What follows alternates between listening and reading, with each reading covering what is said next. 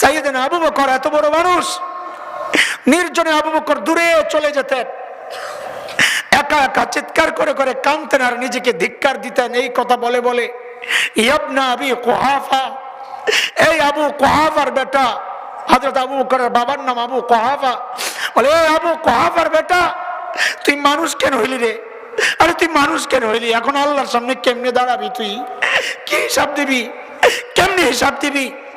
গাছের দিকে তাকায় তাকায় ওমর কাঁদতেন আর বলতেন, ইয়া লাইতানি কুনতু ওয়ারাকা, আমি মানুষ না হইয়া যদি এই গাছের পাতা হইতাম কত ভালো হইতো। এখন মানুষ হয়ে গেছে, এখন আল্লাহর সামনে কেমনে দাঁড়াবো? কেমনে হিসাব দিব? কি নিয়ে দাঁড়াবো? আমার পুঁজি কি? কেমনে দাঁড়াবো? এই কথা বলে বলে আবু বকর কাঁদতেন। আরে দোস্ত, এরকম পেরেশান তো হওয়ার কথা ছিল আমার মতো জালিমের। অথচ আমাদের চেহারার দিকে তাকাইলে মনে হয় না কারো আখিরাতের ফিকির আছে। কেন রে ভাই? আমাকে আর তোমাকে কে গ্যারান্টি দিল যে আমাদের মৃত্যুর যন্ত্রণা হবে না? আমার তো গ্যারান্টি পাওয়া মানুষ। আমাকে আর তোমাকে কে গ্যারান্টি দিল যে আমাদের কবরে আযাব হবে না? সত্য ন্যায়ের পথে জাগাবে দুনিয়া। Host Mamun media. একদিন হযরত ওমর আসছেন রাদিয়াল্লাহু আনহু, কোন এক বিধবার খিদমত করবেন এই নিয়তে। লিস্ট দেখে দেখেন যে সব বুকড, একটা নাম শুধু খালি। হযরত ওমর ওই নামের ঠিকানা নিয়ে পরদিন সকালে ফজরের পর পর যায়া বুড়ির বাড়ির সামনে হাজির। কখন? বলেন বলেন বলেন। কেন জিজ্ঞেস করতেছি? এটা সুন্নাহ। গুরুত্বপূর্ণ কোনো কথা বলার আগে মানুষের দৃষ্টি আকর্ষণের জন্য বারবার বলা, তাকে প্রশ্ন করা, এটা কোরআনেরও সিস্টেম, হাদিসেরও সিস্টেম। আল্লাহ তাআলা করিয়া সম্পর্কে বলবেন, করিয়া তো সরাসরি বলে দিলেই হয়তো করিয়া কাকে বলে, তা না করলেন না। আল্লাহ তাআলা কি করলেন? বললেন আল করিয়া, করিয়া। তো নবী কান খাড়া করছেন, কি বলতে চান আল্লাহ? মাল করিয়া, করিয়া কারে কয়? ওমাদরা কামাল কারিয়া। ও নবী, আপনি চিনেননি কারিয়া কাকে বলে? আরে আল্লাহ, তিনটা আয়াত বলার দরকার কি? ডাইরেক্ট বললেই তো হয় কারিয়া কাকে বলে। আল্লাহ তাআলা আমার নবীকে চূড়ান্ত ভাবে দৃষ্টি আকর্ষণ করছেন যে আপনি পুরোপুরি মনোযোগ দেন, তারপর আমি বলতেছি কারিয়া কাকে বলে। ঠিক হাদিসে এমন আসছে, হযরত মুআজ ইবনে জাবাল রাদিয়াল্লাহু আনহু নবীর পেছনে, বাহনের একদম পেছনে, একই বাহনের মধ্যে। নবী ডাক দিলেন, ইয়া মুআজ। হযরত মুআজ বলেন, লাব্বাইকা ওয়া সা'দাইকা ইয়া রাসূলুল্লাহ, আমি হাজির। নবী আবার ডাক দিলেন, ইয়া মুআজ। বলে, ইয়া রাসূল, আমি হাজির। নবী আবার ডাক দিলেন, ইয়া মুআজ। হযরত মুআজ বলেন, ইয়া রাসূল, আমি হাজির। হযরত মুআজ এই বর্ণনা করার সময় বলেন, লাইসা বাইনি ওয়া বাইনাহু ইল্লা মুখারাতার রাহিল। নবী যে আমাকে বারবার ডাক দিচ্ছেন, মানে এটা না আমি দূরে, আমিও যে সাড়া দিচ্ছি, মানে এটা না আমি দূরে। নবী শুনেন না, আমার আর নবীর মাঝখানে শুধুমাত্র একটা কাঠ যেটার মধ্যে হেলান দিয়া বসে, পিছনের জন ধইরা বসে, শুধু ওই কাঠটা, আর মাঝখানে কিচ্ছু নাই। অথচ নবী ডাক দিছেন তিনবার। কেন? যেন হযরত মুআজ মনোযোগী হয়, যে মনোযোগ দিয়ে কথাটা শোনো। এইবার বলেন, হযরত ওমর বুড়ির বাড়িতে কখন গেছেন? ফজরের পরপর। কথাটা কেন বললাম? কারণ সাহাবায়ে কেরাম দিনের কাজ শুরু করতেন ফজরের পরপর। নবী আলাইহিস সালাম যারা সকালে কাজ করেন তাদের জন্য বরকতের দোয়া করছেন। শেখ ইবনুল কাইয়িম রাহমাতুল্লাহি আলাইহি বলেছেন, জাদুল মাআদের মধ্যে আসছে, কেউ যদি সকালে ঘুমায় তার ঘর থেকে জিন্দেগিতে অভাব দূর হবে না। এইবার পারলে যাইয়া ঘুমান, যান, যা মনে চায় সকালে ঘুম দিয়েন। সকালে কাম করবেন, স্বাস্থ্য ভালো থাকবে, রিজিকের ফয়সালাও ঠিকঠাক মতো হবে, অভাব দূর হয়ে যাবে ইনশাআল্লাহ তাআলা। পরদিন সকাল ফজরের পরপর সাইয়্যিদনা উমর ইবনুল খাত্তাব বুড়ির বাড়ির দরজা নক করে বলে, মারে আপনার ঘরের কাজগুলো করার জন্য আমি উমর ইবনুল খাত্তাব হাজির। কত বড় মানুষ ওমর, বুড়ির বাড়ির কাজ করতে গেছে, ওই যে আখিরাতের ফিকির ঢুকছে মাথায়, ওইটা বুঝাইতেছে। বুড়ি ভেতর থেকে জবাব দেন, বাবারে প্রতিদিন যে আল্লাহর বান্দা আমার ঘরের কাজগুলো করেন, তিনি তো ইতিমধ্যেই ওই কাজ করে চলে গেছেন। কখন কাজ করছে? কখন? ফজরের আগে। হযরত ওমর চিন্তা করলেন তাইলে আমাকে আরো আগে যাওয়া লাগবে। ওই চিন্তায় হযরত ওমর পরদিন ফজরের আজানের ওয়াক্তে বুড়ির বাড়ির দরজা নক করে বলে, মারে আপনার ঘরের কাজগুলো করার জন্য আমি ওমর ইবনুল খাত্তাব হাজির। আরে আজকেও বুড়ি জবাব দিচ্ছেন, বাবারে প্রতিদিন যে আল্লাহর বান্দা আমার ঘরের কাজগুলো করেন তিনি ইতিমধ্যেই ওই কাজ করে চলে গেছেন। হযরত ওমর চিন্তা করলেন তাইলে আমাকে আরো আগে আসা লাগবে। ওই চিন্তায় হযরত ওমর পরদিন তাহাজ্জুদের ওয়াক্তে বুড়ির বাড়ির দরজার সামনে দাঁড়ায়া দরজা নক করে বলে, মারে আপনার ঘরের কাজগুলো করার জন্য আমি ওমর ইবনুল খাত্তাব হাজির। হযরত ওমরকে অবাক করে বুড়ি জবাব দিচ্ছেন, বাবারে প্রতিদিন যে আল্লাহর বান্দা আমার ঘরের কাজগুলো করেন তিনি ইতিমধ্যেই কাজ করে চলে গেছেন। এই কখন? কথা বলে না কখন? কখন? তাহাজ্জুদের ওয়াক্ত চিনেন আপনারা? ফজরের আগে। কয়টা? 3:30, 3টা, 4টা। একটা কইবেন তো? এটা তো উঠানামা করে, এটা হুজুররা বলবে আসলটা। আমি জিজ্ঞেস করছি অন্য কারণে, এটার একটা ডিজিটাল ব্যাখ্যা আছে। এই যুগের পোলাপাইন যখন ফেসবুক আর ইউটিউব বন্ধ করে ঘুমাইতে যায় ওটা হলো তাহাজ্জুদের ওয়াক্ত। বুঝে আসছে কথা? সবচেয়ে বেশি বিপদে পড়ছে কারা? যারা রাত্রে চুরি করতো। বুঝেন নাই? যেই ঘরে যায় জানলা দরজার চিপা দিয়া যখন দেখে ঘুমাইছিনি ঢুকমুনি, দেখে কেউ না কেউ কোন এক আল্লাহর বান্দা ওই ঘরে আসমানের দিকে মোনাজাত দিয়া শুয়ে রয়েছে। হ্যাঁ, গজব আসবে না কেন? গজব আসবে না কেন? এইবার যায় হযরত ওমরের টনক নড়ছে, কিরে এত রাতে কে কাজ করতে আসে রে? আমার কাজের দরকার নাই, আগে বুজুর্গ বাইর করা লাগবে, কে আল্লাহর বান্দা?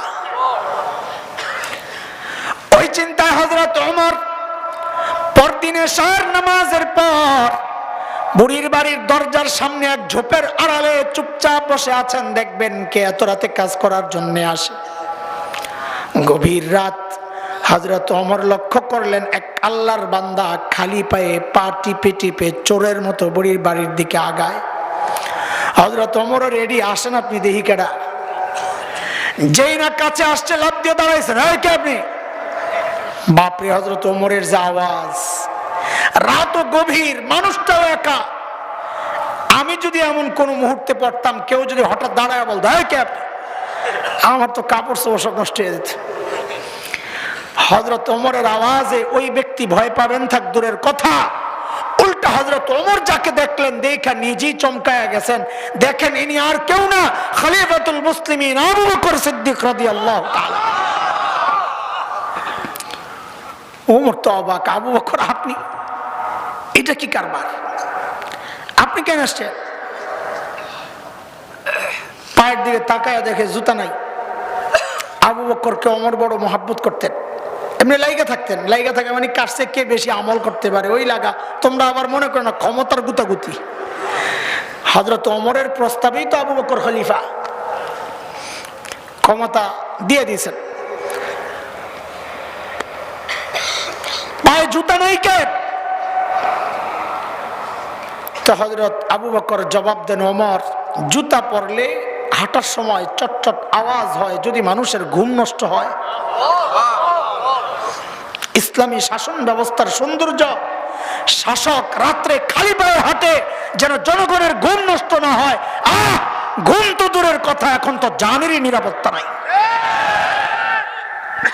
বললেও তো সমস্যা। সমস্যা বললেও আরেক সমস্যা, চুপ থাকা আরো সমস্যা।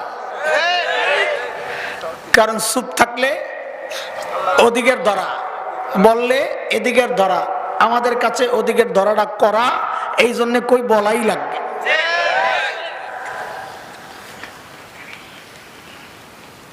আমাদের আকাবিররা, এই যে আব্দুল গফফার সাহেব দামাত বারাকাতুহুল আলিয়া, হুজুর আমার ওস্তাদ না, আমি পড়ি নাই, আমার শায়খও না, আমার পীরও না।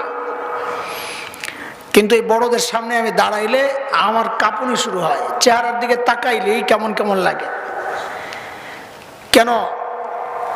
কারণ সাহাবীদের নমুনা যারা, আমরা এখন আবু বকর পামু কই, আমরা এখন ওমর পামু কই, ওসমান পামু কই, আমাদের জন্য এখন আব্দুল গফফার দামাত বারাকাতুহুল আলিয়ারাই আবু বকর।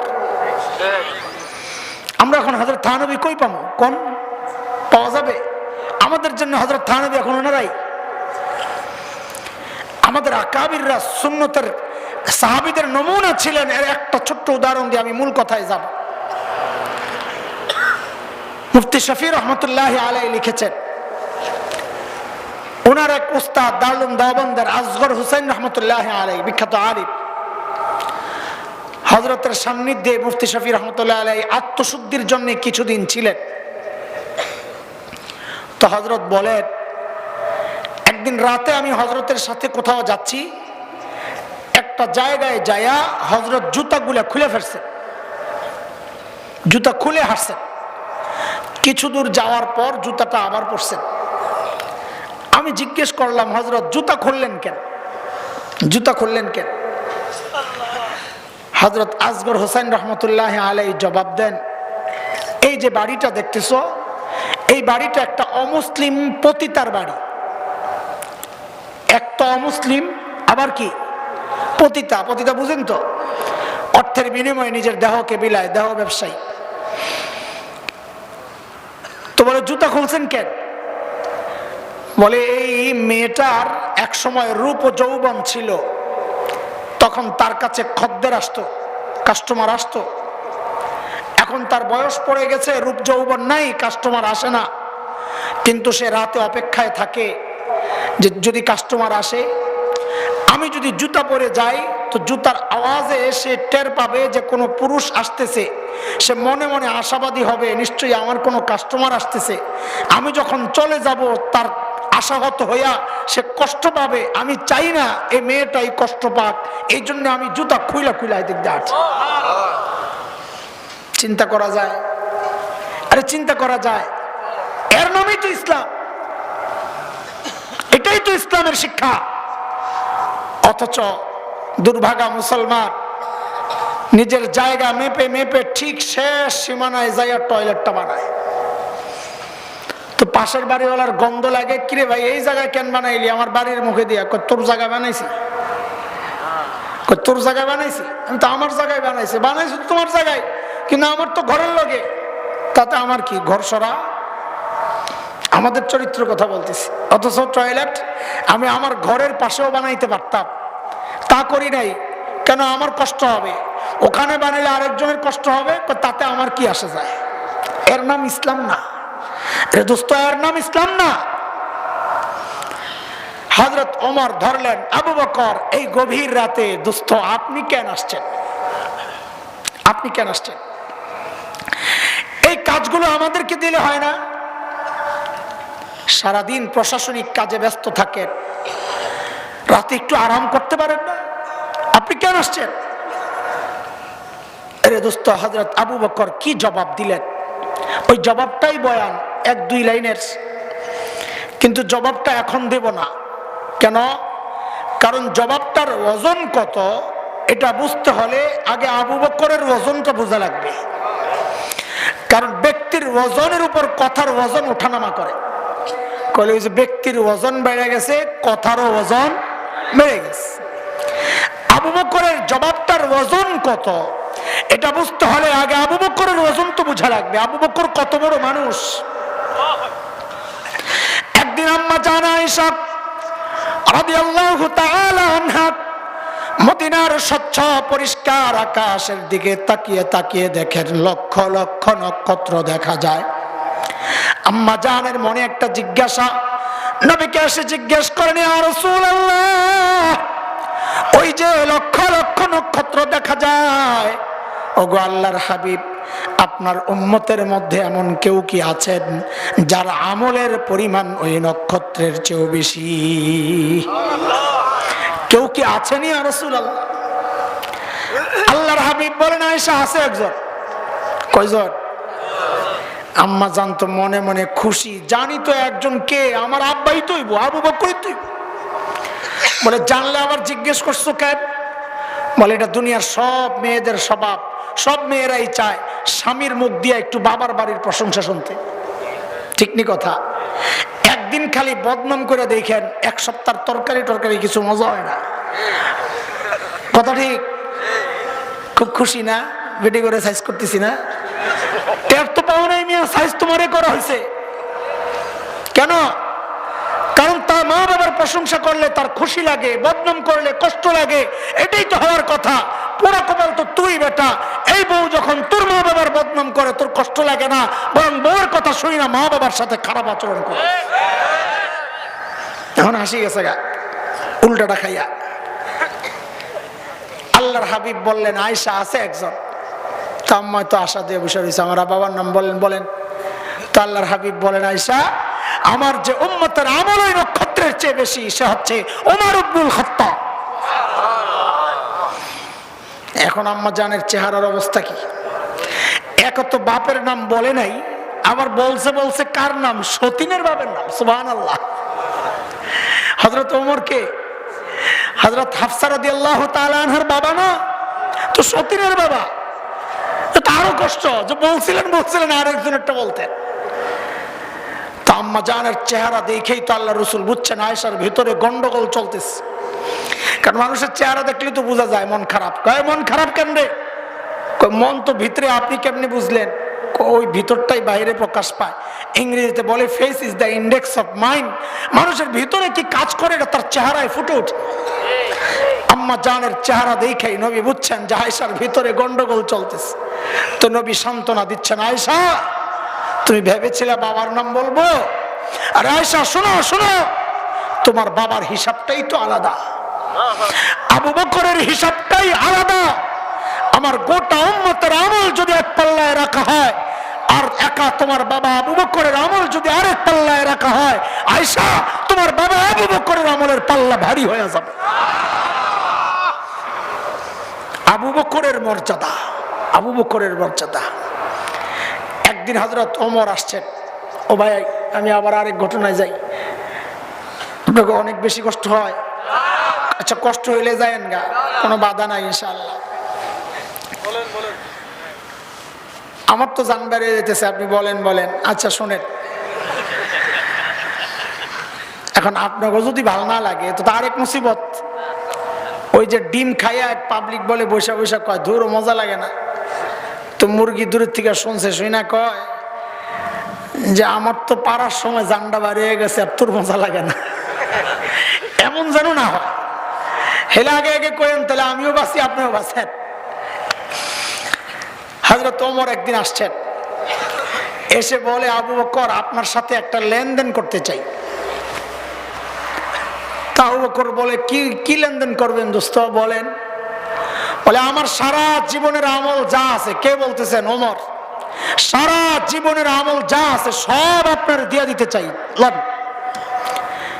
আবু বকর পড়ছে চিন্তায়, ওমর এত ভালো মানুষ, সারা জিন্দিগি উনি আমার সাথে আমল নিয়ে করলেন প্রতিযোগিতা, আর এখন বলে সব দিয়ে দিব। এখানে কোনো গাপলা আছে? আবু বকর মানুষ সরল সোজা, কিন্তু ব্যাককল তো না। কি সরল সোজার ব্যাককল তো এক জিনিস না। এই জায়গায় পাবলিক ভুল করে। এই মৌলবী আবু বকরের ওয়ারিসরা বসা বহু মানুষ আছে হুজুর করে মনে করে ব্যাককল, দুনিয়ার কিচ্ছু বুঝে না। এটা যে মনে করে সে ডাবল ব্যাককল। যার সিনা কোরআনের ইলম, হাদিসের ইলম, সে ব্যাককল হইতে পারে না। কসম আল্লাহ। হযরত মুস্তাফা আল হুসাইনি রহমতুল্লাহ আলাইহির নাম শুনছেন না আপনারা? অনেক বড় মুফাসসির ছিলেন, কিন্তু সাদা সিধা, দেখলে তো মনে হয় যেন কোনো মসজিদের খাদেম। তো হুজুর মাহফিল করে হাইওয়ে দিয়ে, বাড়িতে আসবেন, রাস্তায় এক রেস্টুরেন্টে ঢুকছেন, কিছু খাবেন, খিদা লাগছে। তো খাওয়া দাওয়া করে প্লেটটারে সুন্দর করে চাটছেন সুন্নত তরিকা। একটা হাড্ডি ছিল, এটারে বসে বসে চাবান। পাশের টেবিলে এক ভদ্রলোক বসে বসে চা খায়। কি খায়? দুনিয়ায় এমন কিছু মানুষ আছে যে হুজুর দাড়িওয়ালা টুপিওয়ালা দেখলেই চুলকানি শুরু হয়। আসেনি? আসেনি? ওই বেটা ওই ক্যাটাগরির। তো বসে বসে চা খায় আর হুজুরের হাড্ডি খাওয়া দেখে। তো মনে মনে চিন্তা করছে হুজুরে যাইয়া একটু সাইজ করি। কাপটা হাতে নিয়ে হুজুরের টেবিলের সামনে দাঁড়ায় কয় এক্সকিউজ মি, বলেন। ইয়েস, একটা কথা জিজ্ঞেস করতে চাই। বলে করেন। বলে হুজুর আপনাদের এলাকায় কুকুরে কি খায়? দেখছেন নি কারবার? ওই যে হুজুর হাড্ডি খাইতেছে, হুজুরের কুত্তা বানাই দিছে না, হুজুবিল্লাহ মিন যালিক, বদমাইশ। মনে করছে হুজুররা এই প্রশ্ন করলে হুজুরের চোখের পানি নাকের পানি একাকার হইয়া হুজুর মনে কান্দতে কান্দতে বেহুশ হয়ে যাবে। তো হ্যাঁ তো টের পায় নাই, হ্যাঁ যে বিমরুলের ভাষায় হাত দিছে। যেই না জিজ্ঞেস করছে হুজুর আপনাদের এলাকায় কুকুরে কি খায়, হুজুর হাত দিকে তাকায় না। হুজুর হাড্ডি চাবায় আর আস্তে করে কয় আমগো এলাকায় কুকুরে চা খায়। রাতে তো হেন চায়ের খা, মাথা তলের দিকে দিয়ে মৌলবি করে ব্যাকল মনে করবা তো ধরা খাইবা। সব জায়গায় খেলতে আইসো না, কিছু বিষয় আছে বুঝার জিনিস, খেলার জিনিস না। এগুলো বললেও তো তোমাকে সমস্যা। হ্যাঁ তোমাকে সমস্যা, আমগো সমস্যা নাই। শোনো, আমার দায়িত্ব এটা বলে দেওয়া।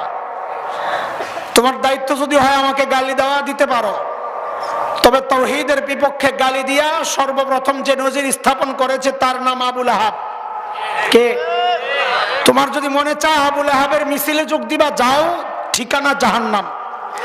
আর তাওহীদের কথা বইলা গালি শোনা, ওই মিছিলের নেতৃত্বে মুহাম্মদুর রাসূলুল্লাহ সাল্লাল্লাহু আলাইহি সাল্লাম। মঞ্জিল কোথায়? জান্নাত। তোমার যদি মনে চায় জান্নাতি মিছিলে আসবা, তো আলেমদের সাথে, তাওহীদ পন্থীদের সাথে যোগ দাও। আর যদি মনে হয় আবু লাহাবের পিছনে পিছনে যায় জাহান্নামে যাবা, তো গাইলাইতে থাকো, গাইলাইতে থাকো, গাইলাইতে থাকো। সাইয়েদনা আবু বকর বলেন, ওমর বুঝলাম সারা জীবনের আমল আমাকে আপনি দিয়ে দিবেন আবু বকর, কিন্তু একটু ছোট্ট করে বলেন না আমার কি দেওয়া লাগবে, ওটা আগে কর। ওমর বলে, আবু বকর বেশি কিছু লাগবে না, বলে কমটাই কি হেরে কর।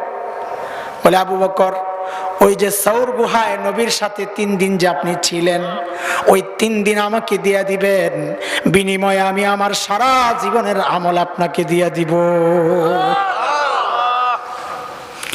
এখন দোস্ত বুঝার বিষয়, সাইয়েদনা ওমর কি বুঝলেন গুমর, যে গুহায় ওই 3 দিন এমন কি ঘটলো যার কারণে ওমর চাইছেন আমার সারা জীবনের আমল দিয়ে দিব, 3 দিন দিয়ে দাও। ওই গুমরটা বোঝা দরকার কি দরকার না? চলেন তাইলে গুহায় ঢুকা লাগবে। ঢুকবে? কয়টা বাজে? তো ঢুকবে? আচ্ছা ঢুকেন। আচ্ছা গুহায় ঢুকার আগে গুহার মুখটারে চলেন আগে একটু বন্ধ করে আসি। গুহার মুখের মধ্যে জানি কে কে বাসা বানাইছিল। আপনারা তো অনেক ওয়াজ শুনেন, দেখি ওয়াজের পরীক্ষা হবে আজকে। মাকড়সার সাবাস, লাইনে আইছেন। এইবার একটা সঠিক উত্তরদাতা যে হবে, আমাদের এই যে ওলামা পরিষদের পক্ষ থেকে তার জন্য পুরস্কার কই আসেননি? নেতৃবৃন্দ কে? কেশিয়ার কই? কেশিয়ার কই? পুরস্কার দিবনি সঠিক উত্তরদাতাকে ইনশাআল্লাহ। কন্ত কবুতর ডিম পারছে কয়টা? 3টা, 2টা, 2 মত পাওয়া গেল। আর আছে কোনো মতামত? 3টা আর 2টাই, 2টা 4টা।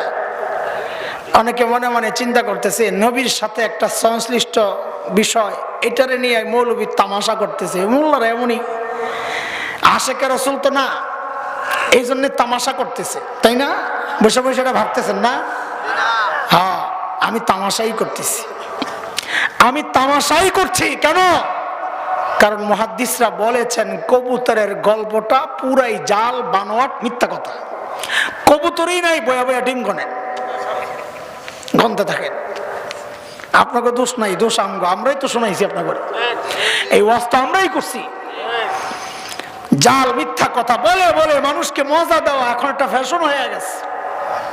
তাহকিক নাই, চিন্তা নাই, পড়াশোনা নাই, বাস চলছে গাড়ি যাত্রা বাড়ি। আন্তর্জাতিক বক্তা বলে, তুই আন্তর্জাতিক কেমনে হইলি, তোরে কে চিনে? আমার বয়ান ইউটিউবে পাওয়া যায়, ইউটিউব তো সারা দুনিয়ায় চলে, কাজে আমি কি হয়ে গেছি এখন? আন্তর্জাতিক বক্তা। সুবহানাল্লাহ।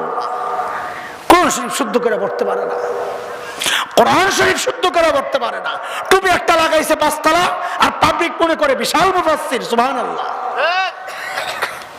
লা হাওলা ওয়ালা কুওয়াতা ইল্লা বিল্লাহ। কিয়ামতের আলামত এগুলা। ঠিক আছে, চলেন। মাকড়সার জালের ব্যাপারটাও কোন কোন মুহাদ্দিস বলেছেন জাল, কিন্তু কেউ কেউ বলেছেন জাল না, তবে দুর্বল, একেবারে দুর্বল। সেই দুর্বল বর্ণনাটাই শোনাচ্ছি।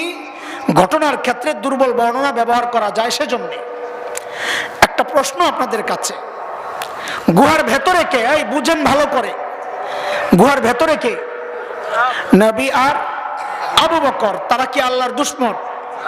তো যদি একান্ত মানুষ হয়, আল্লাহর প্রিয় বান্দা হয়, আল্লাহ তাআলা চাইলে কি গুহার মুখটাকে পাথর দিয়ে প্যাকেট কইরা গুহার ভেতরটাকে জান্নাতের টুকরা বানাইয়া দিতে পারতেন না? পারতেন কি পারতেন না? আল্লাহ তা করছেন? করেন নাই। মুখের মধ্যে শুধু একটা মাকড়সার জাল। কেন? মাকড়সার জাল অনেক শক্তিশালী, ওটা ছিদ্র করে ছিন্ন করে ভেতরে ঢুকতে পারবে না, এই জন্যে না দুর্বল? কত দুর্বল! সূরা আনকাবুতের মধ্যে আসছে মাকড়সা। আনকাবুত মানে মাকড়সা। কোরআনে একটা সূরা আছে মাকড়সার নামে। ওই সূরায় আল্লাহ মাকড়সার জাল সম্পর্কে কি বলেছেন? ওয়া ইন্না আহওয়ানাল বুয়ুতি লাবাইতুল আনকাবুত।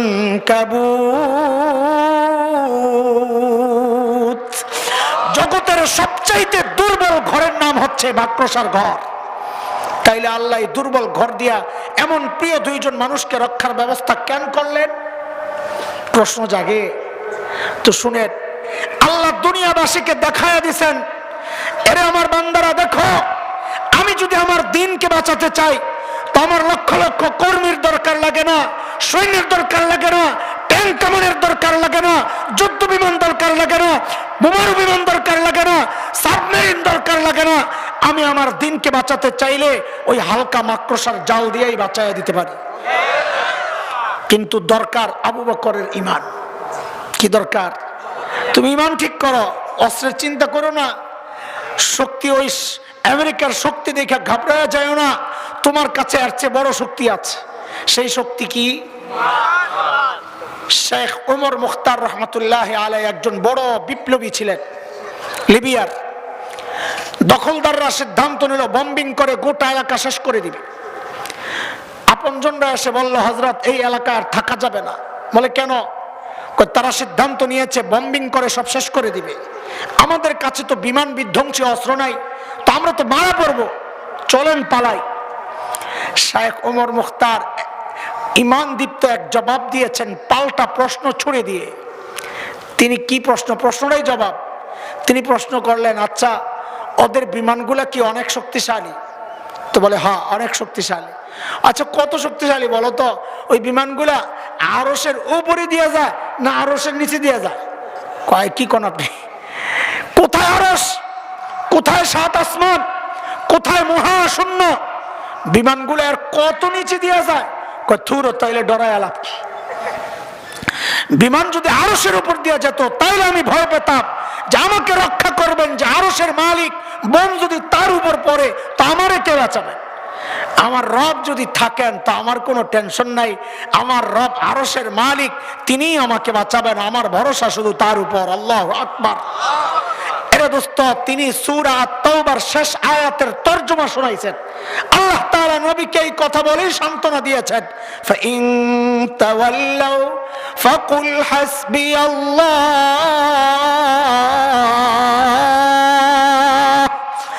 লা ইলাহা ইল্লাহু আলাইহি তাওয়াক্কালত ওয়া হুয়া রাব্বুল আরশিল আযীম।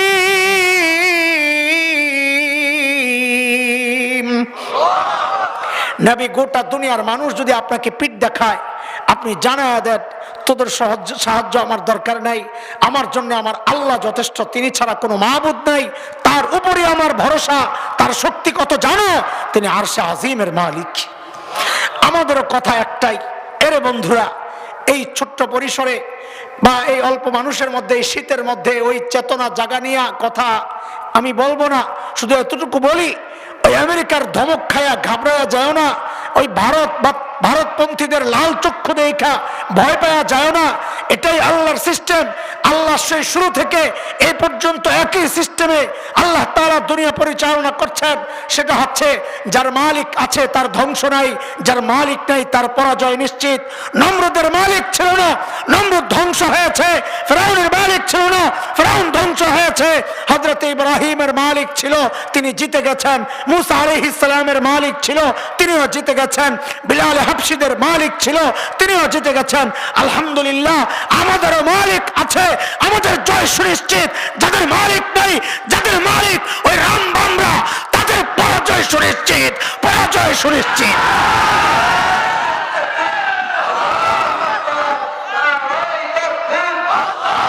মুহতারাম হাজরিন, আল্লাহর হাবিব গুহার ভেতরে সাইয়েদনা আবু বকরের কোলে মাথা দিয়ে আরাম করতেছিলেন, ঘুমাইতেছিলেন। যখন ঘুম ভেঙে যায়, উঠে দেখেন যে আবু বকরের চেহারার মধ্যে চিন্তার ছাপ। নবী জিজ্ঞেস করেন, আবু বকর আপনি তো চিন্তিত কেন? সাইয়েদনা আবু বকর দেখান, ইয়া রাসূলুল্লাহ, ওই যে গুহার মুখের দিকে তাকায় দেখেন কাফেররা হাঁটতেছে, পাও দেখা যায়। বলে লাউ আন্না আহাদাহুম ইয়ানজুরু ইলা কদামাই, এদের যে কেউ একজন গুহার মুখের দিকে তাকানোর দরকার নাই, যদি নিজের পায়ের দিকেও তাকায় তাইলেও আমাদেরকে দেখে ফেলবে। আল্লাহর হাবিব সান্ত্বনা দিচ্ছেন, আয় আবু বকর, আপনি কি মনে করছেন গুহার ভেতরে খালি আমি আর আপনি, আমাদের সাথে বুঝি আর কেউ নাই? আমাদের সাথে আল্লাহও আছেন। নবীর এই সান্ত্বনার কথাটা আল্লাহর এত পছন্দ হয়েছে, আল্লাহ তাআলা কোরআনের সূরা তাওবার আয়াতের টুকরা বানায় নাযিল করে দিয়েছেন। ইযহুমা ফিল গার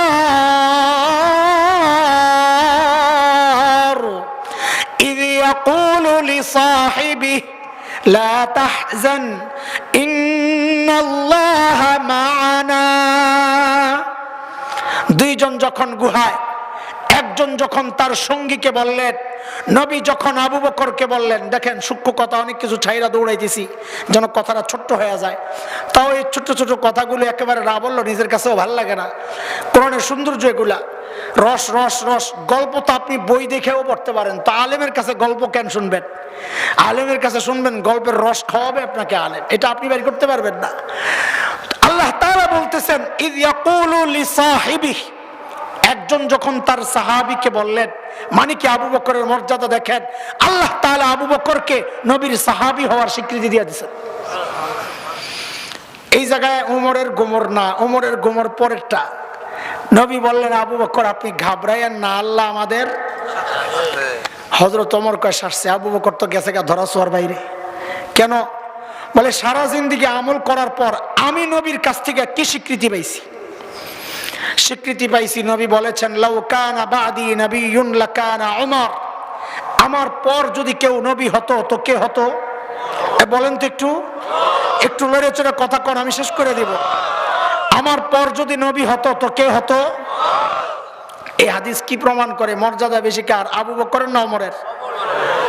কার? ওমরের। কিন্তু আমি আপনি এটা বুঝলে কি হবে? ওমর তো বুঝছেন উল্টাটা। হাকিমুল উম্মত মুজাদ্দিদে মিল্লাত হযরত মাওলানা আশরাফ আলী থানভী রাহমাতুল্লাহি আলাইহির মালফুজাতের মধ্যে আর জবাব আসছে। আমারও বহুদিন পর্যন্ত মাথায় এটা ঘুরতো, কিরে নবী তো বলছেন আমার পরে নবী হলে ওমর হতো। এই হাদিস তো প্রমাণ করে মর্যাদা আবু বকরের চেয়ে ওমরের বেশি। হাকিমুল উম্মত জবাব দিয়েছেন, ওমর ঠিকই বুঝছে। ওমর বুঝছেন যে সারা জিন্দেগি আমল করে কি পাইলাম। নবী বলে, ওমর আপনার সাথে আমার সম্পর্কের লেভেলটা হচ্ছে আমি আগে আপনি পরে। পরে আমার পরে যদি নবী হতো কে হতো? তার মানে নবী বলে না, ওমর আমি আগে আর আপনি পরে। তার মানে ওমর বুঝছেন সারা জিন্দেগি আমল কইরা মুকুট পাইছি কিসের? বাদিয়তের মুকুট। কিসের মুকুট? বাদিয়ত, মানে আগে আর পরের মুকুট। নবী বলেন, ওমর আপনি পরে আমি আগে, আমি আগে আপনি। ওমর কয়, দেখছো কারবার, সারা জিন্দেগি আমল করে পাইলাম বাদিয়তের মুকুট। নবী কয়, ওমর আপনি পরে আমি আগে। আর আবু বকর 3 দিন থাকা, 3 দিন থাইকাই কি মুকুট পেয়ে গেছে। নবী বলেন, আবু বকর আপনি ঘাবড়ায়েন না, ইন্নাল্লাহা মা'ানা। আবু বকর আপনার সাথে আমার সম্পর্কটা ওমরের মতো বাদিয়তের না, আগে আর পরে না, মা'ানা। আপনার আপনার সাথে আমার সম্পর্ক মাইয়াতের আগে আর পরে না, পাশাপাশি সম্পর্ক, পাশাপাশি। আবু বকরের মর্যাদা যদি বসে বসে শোনাইতে থাকি সারা রাত যাবে, আমরা আমাদের মাকসাদে চলে যাই। চলেন, আবু বকর এত বড় মানুষ। তাবুকের যুদ্ধের সময় লম্বা হিস্টোরি, চাঁদা চুদা যখন সব আসছে, আবু বকরের ছোট্ট পোটলা সব নিয়ে এসে ঘরে যা ছিল। তো ওই টাইমে জিব্রাইল আমিনও আসছেন। জিব্রাইল আমিন আসছেন, নবীকে সালাম দিয়ে বলতেছেন, ইয়া রাসূলুল্লাহ, আল্লাহ আবু বকরকে সালাম পাঠাইছেন। আবু বকরের মর্যাদা শোনাইতেছে, আল্লাহ আবু বকরকে সালাম পাঠাইছেন। আমি আপনি ইবাদত করি কাকে খুশি করার জন্য? আল্লাহকে। আর আবু বকরের বেলায় আল্লাহর প্রশ্ন উল্টা। জিব্রাইল আমিন বলেন, ইয়া রাসূলুল্লাহ, আবু বকর যে এত কষ্টে আছে, আল্লাহ জানতে চেয়েছেন, আল্লাহ জানতে চেয়েছেন। আবু বকরকে জিজ্ঞেস করেন, আল্লাহ তো আবু বকরের উপর রাজি, আল্লাহ তো আবু বকরের উপর রাজি, কিন্তু আল্লাহ জানতে চেয়েছেন আবু বকর আল্লাহর উপর রাজি কিনা। আবু বকরের মর্যাদা। সাইয়েদনা আবু বকর এই কথা শুই নাই, বাচ্চাদের মতো হাউমাউ করে কান্না শুরু করছে, ইয়া রাসূলুল্লাহ, আমি আমার রবের উপর রাজি ইয়া রাসূলুল্লাহ, আমি আমার মালিকের উপর রাজি ইয়া রাসূলুল্লাহ। এই কথা বলেন আর কান্দেন আবু বকর। এত বড় মানুষ আবু বকর। ওই যে গভীর রাতে বুড়ির বাড়ির সামনে মনে আছে, ওমর ধরলেন, এই আবু বকর, আপনি কেন আসছেন? তো আবু বকর কি জবাব দিলেন? বলেছি জবাবটা আমার আপনার জন্য খুব সহজ, ছোট্ট জবাব, ওজন না, কিন্তু যেহেতু জবাবটা দিয়েছেন আবু বকর, এই জন্য জবাবের ওজনটা অনেক। যেহেতু আবু বকরের ওজন অনেক, সাইয়েদনা আবু বকর জবাব দিচ্ছেন, ওমর, হ্যাঁ ভাই, এই কাজগুলো আপনাদেরকে দিলেও পারি, কিন্তু ওমর, আমি কি আমার আখেরাত কামাই করব না? ওমর, এই মালিক, ওমরের বলে আখেরাত কামাই বাকি রয়েছে। নবীর জন্য কি করেন নাই ওমর? আবু বকর নবীর জন্য কি করেন নাই? হিজরতের রাতে নবী আলাইহিস সালাম খালি দরজায় যায় টোকা মারছেন, সাথে সাথে দরজা খুলে গেছে। নবী অবাক হয়ে গেছেন, আবু বকর আপনি ঘুমান নাই? তো সাইয়েদনা আবু বকর জবাব দেন, ইয়া রাসূলুল্লাহ, ওই যে 6 মাস আগে বলেছিলেন আবু বকর বাড়ি ছাড়তে হইতে পারে, হুকুম আসলে আপনিও সাথে থাকবেন। ইয়া রাসূলুল্লাহ, সেই 6 মাস যখন শুনছি, এরপর থেকে আজ পর্যন্ত কোনোদিন এই পিঠকে বিছানার সাথে লাগাই নাই। বলে ঘুমান নাই? বলে ঘুমাইছি, এই দরজাকে বালিশ বানাইয়া দাঁড়াইয়া দাঁড়াইয়া ঘুমাইছি। সেই আবু বকর বলতেছে, ওমর, আমি কি আমার আখিরাত কামাই করব না ভাই? আবু বকর আখিরাতের এত ফিকির, অথচ জান্নাতের সুসংবাদ পাওয়া মানুষ আবু বকর। নবী বলেছেন, আবু বকর ফিল জান্নাহ, আবু বকর জান্নাতি। এত বড় মানুষ, আরে ওমরের কথা কি বলবো, ওমরও তো এত বড় মানুষ, যার সম্পর্কে নবী বললেন যে আমার পরে নবী হলে ওমর হতো, যার সম্পর্কে নবী বলেছেন ওমরু ফিল জান্নাহ, ওমর জান্নাতি। আমি আপনি হকের উপর চললে বলা হয় লোকটা হকপন্থী। ওমর সম্পর্কে নবী বলেছেন উল্টা, দারাল হাক্কু হাইসু দারা, ওমর যেদিকে যায় হক তার পেছনে পেছনে যায়। মানে ওমর হকপন্থী না, বরং হক ওমরপন্থী। আল্লাহু আকবার। নবী জান্নাতে গিয়ে হযরত ওমরের বাড়িটা দেখে আসছেন। দুনিয়ায় এসে নবী খুশি প্রকাশ করতেছেন, হায় আমার উম্মতের বাড়ি, ওমরের বাড়ি, কি যে সুন্দর, কি যে সুন্দর।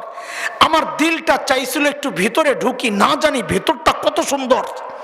কিন্তু ওমরের গায়রত, ওমরের আত্মমর্যাদা বোধ, প্রেস্টিজ, আমি জানি অনুমতি ছাড়া ঢুকলে যদি ওমর মাইন্ড করে, কারো ঘরে অনুমতি ছাড়া তো ঢুকা নিষেধ।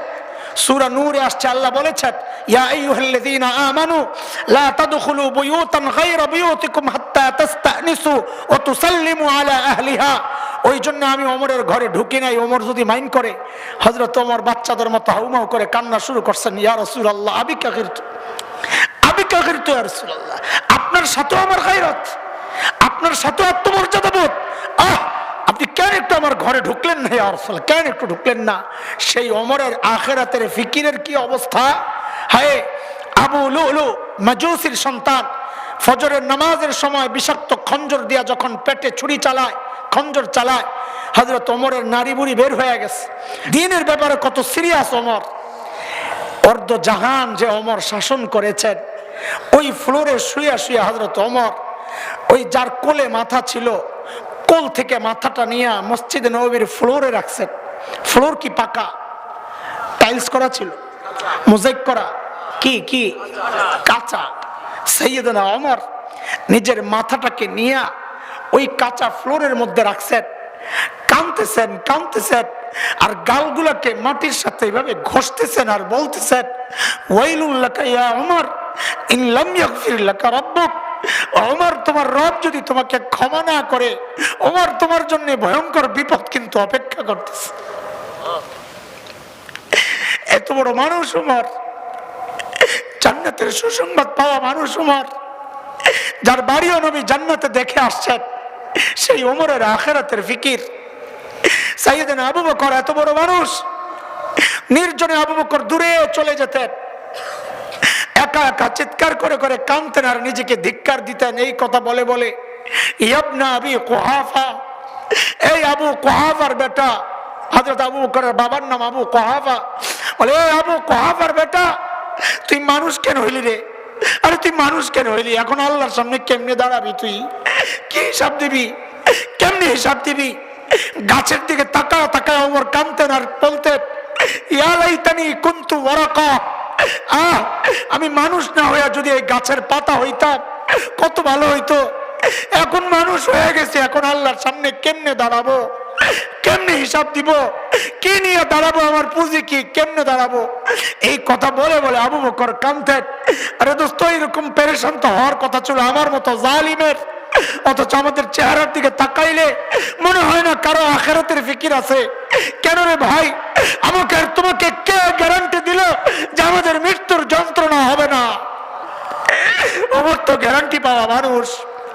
আমাকে আর তোমাকে কে গ্যারান্টি দিল যে আমাদের কবরে আযাব হবে না?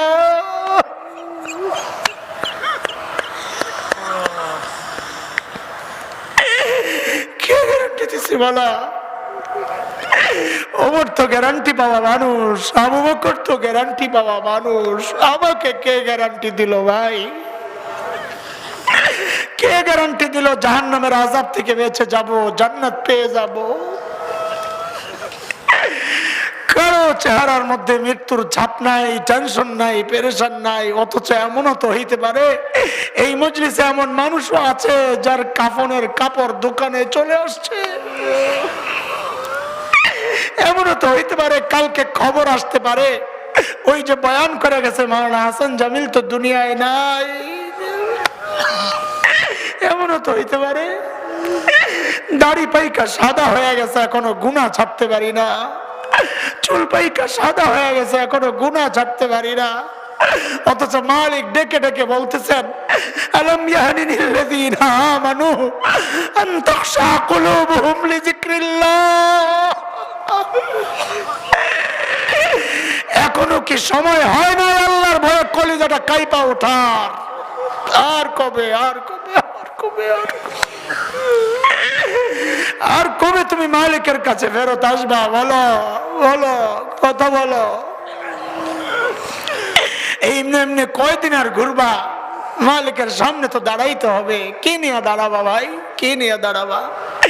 যদি কোনো কারণে আমল নামা বাম হাতে চলে আসে, উপায় নাই, উপায় নাই, উপায় নাই। তখন চিৎকার করে করে কানবাই কথা বলে বলে, আমল নামা যদি আমারে না দেওয়া হইতো, ওলা মাদ্রি মা হিসাবি, আমি জানি না আমার হিসাব কি হবে। আমল নামা দেখাই চিৎকার, মালি হাযাল কিতাব লা ইউগাদিরু সগীরাতান ওয়ালা কাবীরাতান ইল্লা আহসাহা। একটা ছোট গুনাহও ছুটে নাই, একটা বড় গুনাহও ছুটে নাই। এখন আমার কি উপায় হবে? এরে দোস্ত, সেদিন যেন এই কথা বলে বলে চিৎকার করতে না হয়, ইয়া লাইতানি কদ্দামতু লিহায়াতি, আয় আমার এই জীবনের জন্য কিছু আমল যদি আগে পাঠাইতাম, সেই দিন যেন আফসোস করতে না হয়। এই জন্য আল্লাহ আগে থেকে ডেকে ডেকে বলতেছেন, ইয়া আইয়ুহাল্লাযীনা আমানুত্তাকুল্লাহ ওয়াল তানজুর নাফসুম মা কদ্দামাত লিগাদিন ওয়াত্তাকুল্লাহ। আল্লাহর সামনে কি নিয়ে দাঁড়াবা? পুঁজি কি, চালান কি, কি কামাই আমার, আখিরাতের কি জন্য কি করছি আমি, এটা একটু চিন্তা করে এখনই নিজেকে সংশোধন করে নেই। এই আলেমরা আপনাদেরকে এই জন্যই মাঝে মধ্যে ডাকেন, যেন নিজেরাও সংশোধন হতে পারি, আপনারাও আমাদের কথাগুলো শুনে আখিরাতের জন্য আমরা প্রস্তুতি নেওয়া শুরু করতে পারি ইনশাআল্লাহ। ইনশাআল্লাহ নিব ইনশাআল্লাহ, আখিরাতের প্রস্তুতি ইনশাআল্লাহ। ইনশাআল্লাহ আল্লাহ তাআলা আমাদের সবাইকে আখিরাত ওয়ালা বানায় দেন। আল্লাহ তাআলা আমাদের সবাইকে আখিরাতের জন্য হযরতে সাহাবায়ে কেরামের মতো প্রস্তুতি নেওয়ার তৌফিক দান করেন। আমিন আমিন। ওয়া আখিরু দাওয়ানা আলহামদুলিল্লাহি রাব্বিল আলামিন।